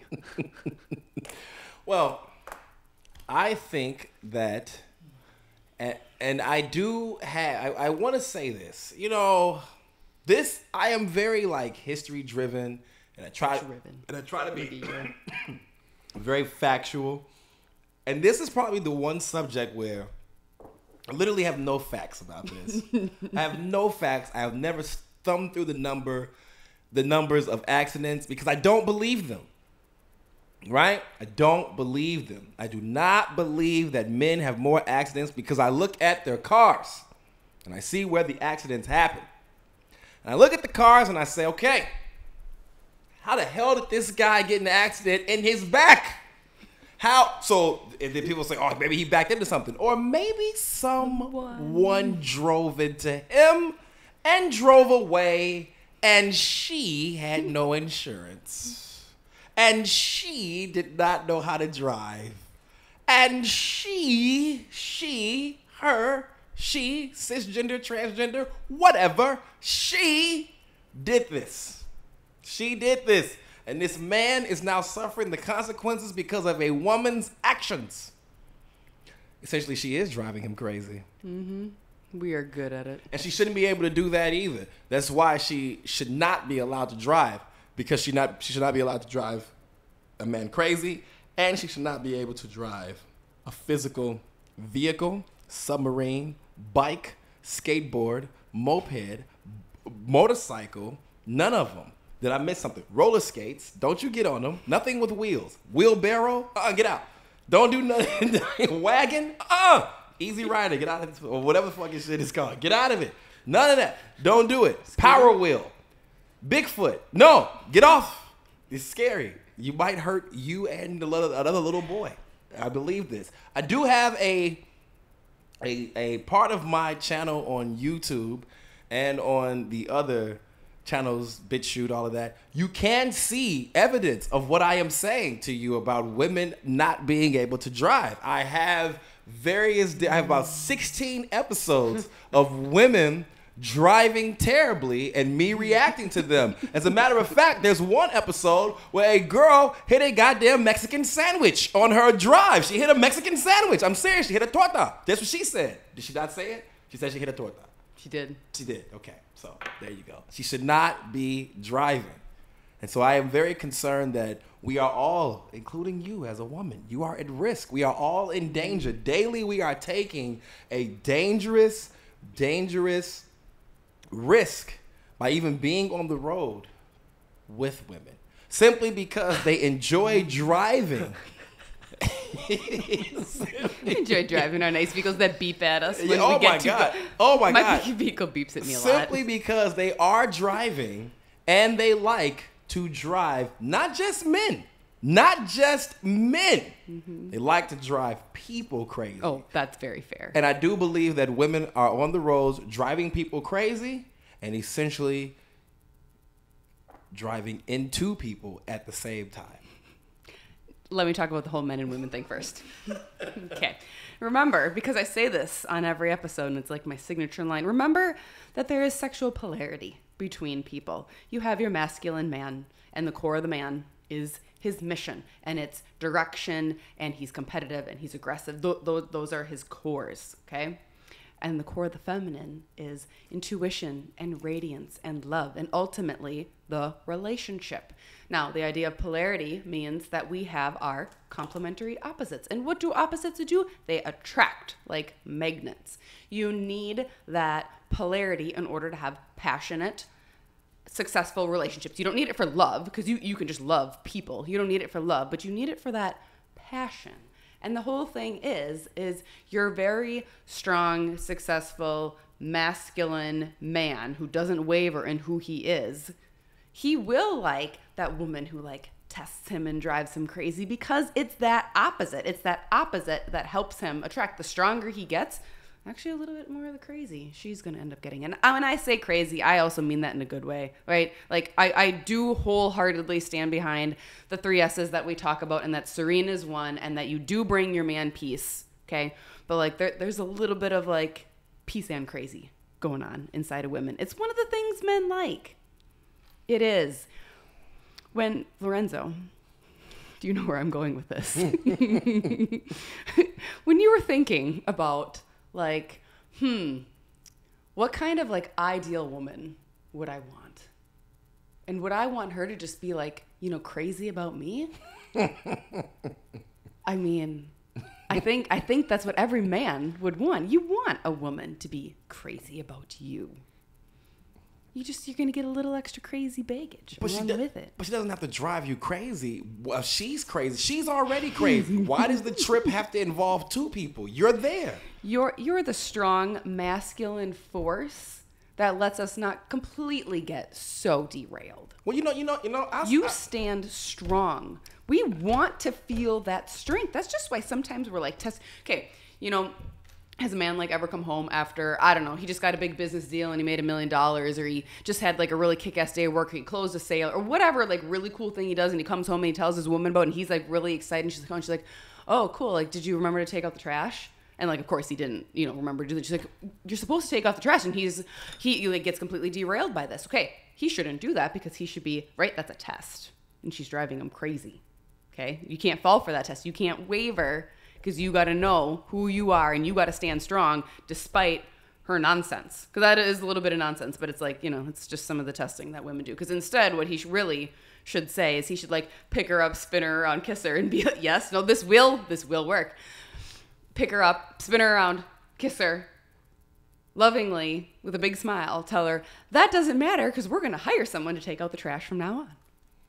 And then she would just melt back into her feminine and be like, oh, okay. I'm giving you some insights. That's real. You could do that to women. That would work on me. And I don't know if I'm like the best test for a normal woman because I call a lot of them out of like what I see in society, but it would work on me. In 1997, I'm saying it would work on me. I was dating this lady in high school, and I let her drive. And on a date? We're dating, whatever, boyfriend, girlfriend, and she drove. And a deer came out in front of the road. Did she stop, or did she slow down? Did she allow herself just to hit it? Or the deer hit you, according to insurance purposes, or for insurance purposes. But or do you go hit that tree over there? She did neither. Yeah. She hit the squirrel instead. She did this. Oh, yeah. Oh, yeah. And by the grace of God, I'm still here. Obviously, we made it. That's one situation of many I've seen where they lose all control in that moment. Can a woman drive? Yes, she can. Should she all the time, or should she? If the man has the option to help or to drive, yes. My wife, when I was sick a lot last year with a parasite infection, I was sick once this year. She drove. She took care of me. Awesome. That's what it's there for. But if I have the opportunity to drive, I'm going to, because one, it's going to take the stress off of her, especially in the winter. She can't handle it. She can handle it, but her body doesn't respond well after, if you catch my drift. Don't need to handle so I really think that needs to play a part in our decision making here. It's how do you regulate that? You don't. It's just a fun conversation. You can't. Mm-hmm. It's just, we're all free here. We're all Americans, right? But my point is, I'm sorry, but if you give me 10 bad drivers, I'm going to tell you 8 of them are women. You asked a really good question, and of course, as a man who has answers. Oh man, do I have an answer about how do you regulate this? Yeah. First thing I want to point out. Good, because I was trying to think about how would you regulate this. First thing I Good. want to point out, though, is this. Just proof of how bad women are as drivers of cars and driving everyone crazy. This is just proof of No, how... we're good at doing that. You're not, because people would then do what you... The reaction... What is the reaction? More women just keep doing it. Okay, let me ask you this. What is the reaction to a woman driving a man crazy? What is the point? What is the outcome? What is the goal? Right? What's the goal? He stands in his strength. It's a good test. That's it? That's it? So she can drive him crazy some more so she can figure out how to get him out of... It's about the polarity. Oh my God. It's about the polarity. So there is no way. There's no reason for this. It's just it's a if you didn't have that, okay, if you futility. didn't have that, then she would just be kind of like more like a man if she's just getting along with you all the time. And then if she's just acting more like that and she's not really living in her feminine, then she's closer to the middle, then he's probably going to become closer to the middle too, because if you don't have those strong you don't have those strong poles, it depolarizes everyone. I'm talking about passion in a relationship. Okay. And I'm also not talking about chaos and combativeness. I understand that. And I agree. I of course I would want a woman who is like crazy over me, right? Like crazy, like and maybe my crazy is because of how crazy I have been told that I am. Of course I'm not, but I've been told that I'm crazy. So my crazy is a little bit different, right? I don't mind, the Puerto Rican style of crazy from a woman where, it's like, I'm going to cut you, Poppy, and all that shit. And then the next minute she's like, why are you fucking not talking to me? Because you just said you were going to cut me. Who gives a fuck? Right? So, like kind of like that. I kind of like that, right? That's attractive. That's a good example. That's a nice good example to paint. But an example of how that driving people crazy, because that's what women do, is drive everyone crazy, not just men. Yeah, it's kids, it's other women, it's other people. So I'll just use Danica Patrick, who was a race car driver, the only female race car driver, and she raced for Tony Stewart Racing. So that just shows you guys, I know this fucking shit. I know NASCAR, okay? Yes, you've met a black man who likes NASCAR. Okay. Another Black History Put that Month. on the calendar. Another Black History Month fact.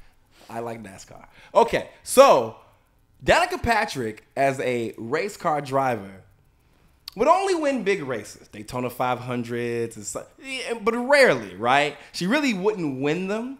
What would happen is that Danica Patrick would do this maneuver where she would tap the other race car drivers and essentially make them spin out or something, and she would get out of the way. Or if her car is out, well, then her team still wins. So she was a great team player, supposedly. But in all actuality, what Danica Patrick was doing was being a typical woman driver, driving people crazy out there by doing the foolishest things, by causing all these wrecks. But then once you have a 13-car fucking pileup of 26 cars and half the motherfuckers are out the race, now Danica Patrick Pretty easy to win. Now she just made it easier for her team to win, right? And then she's still out there like, oh, I'm still here, right? And even if she's a couple laps down, well, when they go on commercial break, bitch, you just do your fucking laps. And then now you're back in the damn race. So then next time we have a start and a stop because of debris, probably from Danica Patrick. All that eyeliner falling out. I'll say this. Now, she doesn't have time to do that in there. There's really no time in that truck, in that car to do that. But You're ruining the joke, but go ahead. but when she would do this, then she'd be in like the 13, the final 13, and it would seem like, oh, Danica Patrick is this great race car driver. She is not. She is a detriment to race cars in general. She is a problem. How many men almost lost their lives on that track? Daytona. The one in goddamn Kentucky. The one in Joliet Speedway. Okay? How many men almost lost their lives fooling around with Danica Patrick, who wants to drive them crazy and then drive them into the wall? I just looked up her stats. She's got 1 win, 7 podiums, and 3 poles. So that's a long time. What would you say? She raced for about a decade? Yeah. I think that would constitute her as a not great driver, and she's supposed to be professional. Just saying. I mean, one, you're gonna spend all that time on the racetrack, and you got one win. Gross. Ew. Disgusting. How to regulate this? So what should happen is the government should give all men, right? If you choose to be in a relationship, you should probably register your relationship with the government. Yes, I know. I'm pulling the government into this because I think this is a issue that if we're going to overhaul it federally, God damn it, let's overhaul it. At what point do you need to register your relationship with the government? Probably from day one. You should probably register that relationship. What's day one? Like whenever it's official, whenever you all have officially decided this. But either way, what should happen is that's up to you. You figure that out because the moment that you register this, you now have to drive that woman around. Okay. Well, women tend to assume that they're in a relationship before a man does. So well, you know what? that. If it's gonna keep us safe, assume what you want. Okay. Assume what you want. You go right ahead. Assume that this hour, you can assume right now, this is a relationship. Every man that you come in contact with, I'm in a relationship with you, and you, and there you go. And that man has to drive you around. And here's the key thing: the relationship doesn't just have to be romantic. It can be friendship. Okay. Every man's obligation will have to be to drive a woman around. He has to stop letting them get behind the wheels of cars, unless you are a drunk Mexican man, then we don't want you driving because you will kill everyone on the road. That typically happens a lot more than other times. Wouldn't it just drive men crazy to have to drive women around? Yes. All the time? No, because they have one place that they're going to. Home to a kitchen. Okay. But either way, I didn't think of it that way. That you know what? I didn't think about that, but that might drive some men crazy. That is very true. You know, there's a flaw in my plan. There's a little bit of a flaw there because then in my life it'd be like, all right, well you gotta take me to take the kids to go to daycare. Now you gotta go take me. You gotta drop me off at work. Now you. Well, you know what? No, you gotta stop. You gotta stop and give me a coffee first, and then we can go to work. Well, you have to establish all these relationships, right? So that man can drop you off and say, hey. She needs other to go. Man needs. Yeah. Okay, so I need a series of. I need like we need an app for this. Yes. And then it's like. And then drive my woman or something like that. Woman driver. Yeah. Or okay, here's another Uber, woman Uber. Here's another theory. Okay, and this I like this one. This actually comes from a TV show, so I think this will work. Okay. So what should probably happen is that throughout town, the speed limit for women should be lowered. And every time a woman is driving through the town, a man runs out. This is a job, an opportunity for people to work with red flags. It says woman driver, woman driver, woman driver, until she gets like on the highway. And then good luck, I guess. Instead of the wide load sticker in the back, or thing in the back of the vehicle, right. We should put woman driver as we're driving. We can just get the wide load signs to start fat shaming people. Well, we probably should have human beings do it because we need to keep you below that 30 miles. Like we need to really keep it. I would say what's going to be the difference in speed? Like if it's 70.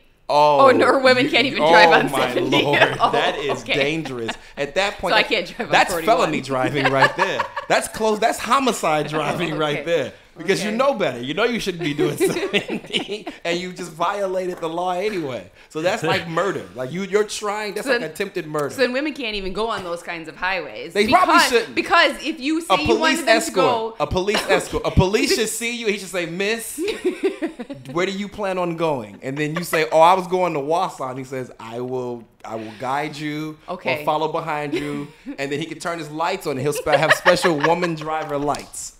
Just to let everyone know. Okay, because it would also, even if the women drove slower, that would become unsafe if she's driving 30 in like a 70. So you would have to factor that in. Another thing, we'd have special lanes just for women. Okay. Pink lanes just for women, so that you can't drive in this lane unless you're a woman. Okay. We would encourage carpooling. Mm-hmm. So if women do want to drive, get you some friends and y'all get together and carpool. You can all get your coffee and your yippee dogs together. Yeah. No. Multiple women in one vehicle? Is that what you're saying? And You know what's gonna happen? Extra Make up low a way downtown. They're singing together. I won't fit you. I don't know well, the that's words. why they have. Says out the sunroof. Well, that's we why only can go 30. So. That's why they're in the 30-mile-an-hour lane, and the police are definitely watching and saying, "Pulling them, Miss. I see If 4 I women. could drive Are you guys okay? You know what? into the Put ditch." these flags on your car, and they'll say, "Woman driver, woman driver, woman driver, woman driver." Oh man. Oh. Well, I'll tell you what. I don't have much more to add to this, but I will say there is one exception. Taylor, she works upstairs here, and we were driving back from Chicago. She brought me to the vehicle we had to pick up, and then she's supposed to follow me back. I was trying to be, the dad, right? Because she's very young, and I just want to make sure she got home safe. And I call her. I'm like, "Where are you? I don't see you anymore." She's like, "I'm like a mile ahead of you." She's like Letty from she reminds me of my wife. She's like Letty from Fast and the Furious, where she just goes. I'm like, all right, well, some people can when they choose to. I'm quite certain that her phone was in her lap or on the side. She wasn't focusing on what's happening on social media. She's focusing on driving. No, I mean there are women, but see, we don't talk about the exceptions. We talk about the rule. Rules. And That's why I said exception. That's right. And the rule is that all those women, 99.9% except for Letty, drive. They have no business out there driving because they are putting everyone in danger daily, hourly. Oh my Lord! Did you all just hit that? A woman just hit another child. Oh my. My wife says, "Travis, you sing all the time in the car." It's true. I sing like old 90s stuff. I sing like Candy Rain. But you from sing, Soul for Real. But Yeah. you're singing and you're focusing on driving. Yeah. Yeah. Could you imagine if Sarah was singing and driving? Her eyes would go off the road. You wouldn't be here. We'd be having a memorial. We'd all be singing "Boys to Men" for you at your funeral this week. Boys to Men, ABC, Definitely TV. not that song. It's so hard to say goodbye when I just killed you. To Travis because he let his wife drive. What would be the rules for nighttime? Just never drive at Oh night. my Lord! Why are you out at night? What are you doing? Why are you out it? But it gets dark at like 4:30. Okay. You're gonna have. I want to know make what? sure that these policies Look, are very well laid we'll out. allow women to be out, but then they're gonna have to we'll allow women to be out, and then they are they're gonna have to just I don't know. That's something that we have to really think about is the possibility that women will be out after hours because women do like to be out after hours, and of course, women are like children with breasts, and so they enjoy baubles and lights. So there's tons of lights to see at night. And that does concern me. Okay. So for go ahead. I'm going somewhere great with this. So, can an exception be made for a parade of women that women can drive those floats because the roads would be blocked off and they would only be driving how fast do you drive? How's their visibility? 10 miles an hour or Lord. so? Or is it too much distraction because there'd be music and confetti and flags and too many people, kids with candy? No, too much. We can't drive in our parade either. I'm thinking that women need to not have the stress of driving in parades. This is for them. This is so that they live longer. Okay. We don't want them to have the stress of driving in parades because there's far too much going on. So we would prefer that they sit passenger or hand out snacks. Cookies and cakes to everyone. But women aren't as strong as men, so they can't throw the candy as far. That's fine. Wrap them up. Like women like to do. Wrap them up. Like women like to do. Yeah, they like to wrap things up. They do like to do that. So they wrap it up and then toss it into the crowd to the children. It should be a woman doing it anyway because it looks better when women are throwing it out there. It looks better. People appreciate it a whole lot more than a man flinging it at kids, That's an area where we are not the best for that because we'll try to hit kids. Hold on. Got one. Should we implement a new rule for guests? If they're female, we need a male Uber driver to come pick them up and bring them to They need a male driver. How did they get here? Exactly. Huh? No, How did they get here? The male. I hope so, because if they didn't, you call the police on that goddamn vigilante. That's a person who is a criminal. How dare she come to the Wellness Way on her own? Who the hell does she think she is? Who does she think she is? On a school night. Oh my Lord, there's children who could have got out of the school and she could have hit them. How dare she call the police? That is called involuntary manslaughter, and it might be homicide because she knows the rules. Is that a F-187? Female 187? Sounds like a new police code to me. FD-187, female driver.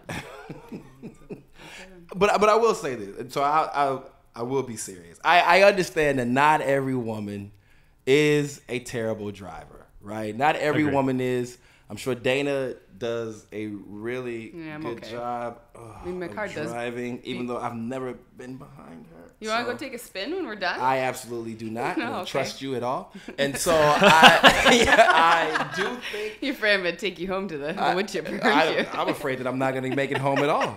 You're going to pop out that car and it'll just be me on the passenger side going into a ravine or some shit. I don't know what you'll do. You're a woman, so you're like, fuck it. Drive you crazy, drive you off a cliff, motherfucker. I'm done.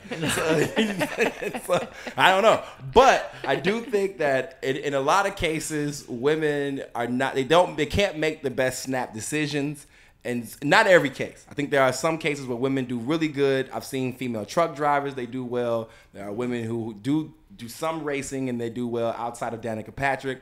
And of course, driving bikes or riding bikes. I guess you ride a bike, you don't drive it, huh? Mm-hmm. Well, Still have to steer it. Too many things. Pedaling and steering. Pedaling and steering. And balance. And balance. See, 3 things. Watching your dog in the front basket. That's ridiculous. The only time that a woman should have that many things to do is when she is stirring and putting things into the oven. Stirring and putting Children, cleaning. And right, there you go. She can focus on all that. She can hear those kids, and she knows that roast is done. There's a baby crying. The roast is done. There's a baby crying. There you go. She's got that. And I know I sound extremely sexist. And so that's okay, because if you think this is sexist, wait till you guys go and check out the random things you need to know women should not be driving section. And then you will see that I am not sexist. I am 100% correct. So I think we're good here. Do you have anything else you want to say about women not being able to drive? It's got my final thought, I think. Yeah, I think we covered it. Yeah, I pretty much, I said what I was going to say, and I had my fun with it. Well, so any final thoughts? Travis, we'll go to you first. All right. I'll let the driving people crazy woman go Well, last. first off, I think you did a wonderful job of, starting Black History Month. I think that it was a wonderful topic. It was healthy. It was good. And all I can speak into that is just treat people with respect. That's what we need to do. Doesn't matter what the color is. When it comes to women driving, I do have a fun story about my wife. I'm going to call her the exception not because I'm trying to get brownie points, but she actually is a good driver, and it's very few and far in between that I see that. She is a very aggressive racer. We've raced many times, many years together. Really? Oh, she's done some things to me on the road that I cannot believe. The balls on that woman, let me tell you. She's beaten me. And balls on that woman. Mm-hmm. They're hairy. And she wait, wrong month. I gotta wait till June before I can talk about that, right? No, but no. So I will tell you that if you're focused, if you're competitive, I think there is some skills that a woman can possess on the road, and my wife has proven that. And I'm sure there's more people like her, but I still will call her the exception. But in regards to this, I'll let you do your final thought. I'm just gonna sum it up by saying, you know what? I still want llamas here. I want Green Bay Llamas here. I want controversy because controversy produces results. And I don't know what happened to the people that were supposed to be here tonight and canceled, but they missed out on a really good opportunity to talk about something that's very near and dear to everyone's heart. So why did everyone run away? Get out here and talk. You know what? It's going to be a difficult conversation, but it needs to be had for us to grow as a nation, to move forward, and to get rid of some of these old stupid stigmas that stayed with us for the generations. So stop hiding. Come out here. This worked out great anyways because, you know what? We gave us a good opportunity to talk about a very serious topic in Black History Month. But I want to hear other people's perspectives. What else you guys got? We're going to bring it up again this month. It's February. It's early. You get the whole 29 days. So maybe we'll do a 48-hour special. Who knows? But my point is, get out here and talk. Stop being sissies. Talk. Speak your mind. I want to hear it. Even if you put me in my place, I can receive it and tell you humbly that you got me. And I will need to rethink that thing. But you got to be out here to do that. So until then, shut up. Well, I mean, I don't have that much more to say, but I just, I kind of come back to at the end of all these podcasts being like, the goal is to affect and change society. And I think if we want society to get better and have conversations like this, we need to be able to take the responsibility that we are society and we are coming to the table and talking about things, one serious statement, one, a little bit more fun, but still all relevant things that are going on today. And so I always just love that we can be able to do that. It's always great when we have guests here, but it's good when it's sometimes just the three of us too, especially with topics like this. And I mean, I came here not knowing a whole lot about Black history. I didn't know that it was only a week long to start out with. I didn't know half the names that you dropped. I did start reading that book on Audible, but start reading that book, by the way. And so that I'm trying to learn, a few more things about the things that are going on with other people around me, because I do think it's good that we are always learning things about other people and other cultures and all that kind of stuff. My thing is just like, let's be careful about what we're celebrating and why, and let's just work to be the most excellent human beings we can. I agree. Well, I appreciate you all allowing me to host. Yeah. I really do. I will say this. I wish that it was not on this particular subject, only because this further just shows how divided we are. Whereas we couldn't have had this, or we were concerned that we could not have this discussion if a Caucasian person or a person who was non-African American led it, which is unfortunate. It is also unfortunate that the people who were supposed to be here did not come. However, I do find an opportunity in this. And the opportunity that I find is for those individuals who did not come, probably got an opportunity to hear a different perspective about Black History Month being seen as racist, but not from a standpoint of what they probably thought, which was Black people don't deserve a month. It's probably what they thought. And that maybe not them, or maybe other people who will see the title will also think that that is the same thing. We're going to say things like Black people don't deserve a month, and I am some pandering African American who's going to say things that are going to shock the world, like white lives matter or some nonsense like that. And I think that this is an opportunity for people to learn that just because the topic may say this, that doesn't mean that you're going to walk away from that feeling like you were attacked racially or biasly, or you were discriminated against simply because of the subject matter. So I think it's an opportunity for those people. I'm pretty sure they'll watch, and then they'll be able to say, hey, you know what? Didn't expect that. Or maybe they did expect it. Maybe somebody was like, I knew this fucking Lorenzo Tomas was going to say everything he said. You don't fucking shock me, boy. Which would be very racist if you are white, and not racist if you are Black. Look at that. So the other thing I think is that it was an opportunity for all of us to share perspectives that may not have been what I'm sure which may not have, I'll take that back. We got to share perspectives freely and openly, and there was a level of education that was necessary that was done here, right? Mm-hmm. So now you all are actually more informed on why this month exists, why exactly how this started, who it is supposed to be for, why it's in February. You actually are more knowledgeable now about Black History Month than most probably African Americans, because of course many African Americans would tell you it's in February because the white man gave it to us because it's the shortest month of the year and he just wanted to get us, which doesn't make sense. Because if I don't like you and I don't like you, why would I give you any month about your fucking history? How about just give you nothing? Just don't even acknowledge that you exist, right? But I'm going to give you a month, and I'm going to take away a couple of days just to stick it to you, right? Doesn't make sense, but it shows a weakness that exists in society where people, instead of embracing, they rather disgrace. Instead of saying, man, that's fantastic, I would like to know, why is that in that month? The decision was, I'm not going to do that. But I really do wish that this conversation could have been led by one of you, and we didn't have to concern ourselves with, would this be taken down, or will someone find this offensive? Will someone say that this is racist because these two Caucasian people have this statement? And we should just wait and see what is being said and honor the fact that people have opinions, see what those opinions are, learn from those opinions, or learn about those people from the opinions that they made. As far as women not being able to drive, man, I have a whole fucking section about this on my channel. I'm telling you right now, Keep these goddamn women off the road. This is ridiculous. You people are doing a disservice to the government and to America. Get them off the road. I'm serious. And sometimes on the show, I even point out, I know that there are men who should not be driving. I know this. That is not what my channel is about. It is not about men not being able to drive. It is solely about these women not being able to drive.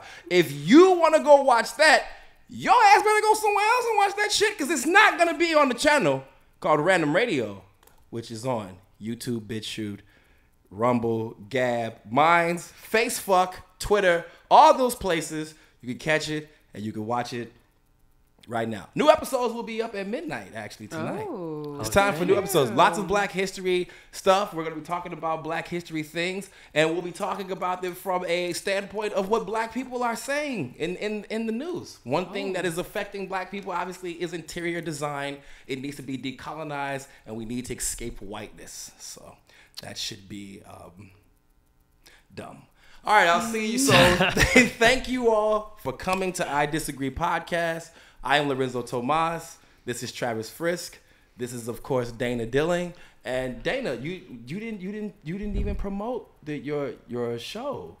I was actually, wait, what show? You didn't promote your YouTube. Your I did your at the TikTok. beginning. I tend to forget to do it at the end. But in the spirit of driving men crazy and all of that, and polarity and all of the things that I talk about, if you want to learn more about how to be a man who never has to waver in any of the nonsense that your woman ever throws at you, please make sure that you tune into Dana Disagrees on TikTok, YouTube, and Instagram. I have a very viral video that went to, let's see, we're at 14-some million views back in October, November, and this Thursday, actually, with Travis, who's way back there, that Travis, not this Travis, I will be filming a longer form video about that reel that went viral and explaining why it's important, why men like it, why women like it, and reading some of the comments and responding to them. So be looking for that soon. Fantastic.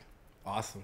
Well, I thank you all for being here, and thank you all for allowing me to come. Yes. And Thank you for being here. we should Appreciate do this again. I agree. And next time it should be about Fashionable Black Man Month, which is definitely in May, which is the month that I was born. So it must Wonderful. be Lorenzo We will Tomas plan it. Appreciation Month. And then you all can tell me about how much you appreciate me for the entire month of May. I appreciate it. Outstanding. Great. We can Thank do that. you. I would love that. That would be great. Thank you. All right. See you guys later. Thank you. Take it and easy.